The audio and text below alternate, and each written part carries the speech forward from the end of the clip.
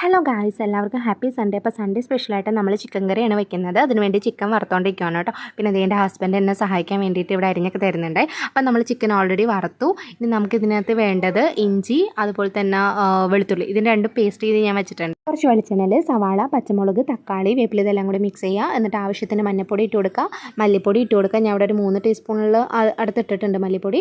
പിന്നെ ചിക്കൻ മസാല, അതാണ് മെയിനായിട്ട് വേണ്ടത്. അത് ചെറിയ പാക്കറ്റ് ആയതുകൊണ്ടാണ് ഞാൻ മൊത്തം ഇട്ടിട്ടത്. പിന്നെ ഏറ്റവും അവസാനമാണ് ഞാൻ ഇവിടെ എന്ത് ചെയ്യുന്നത്, മുളക് പൊടി ഇട്ട് കൊടുക്കുന്നത് കേട്ടോ. ഇവിടെ ആർക്കും അത്ര എരിവ് ഇഷ്ടമല്ലാത്തതുകൊണ്ട് കുറച്ച് മുളക് പൊടി മാത്രമേ ഞാൻ ഉപയോഗിക്കുന്നുള്ളൂ.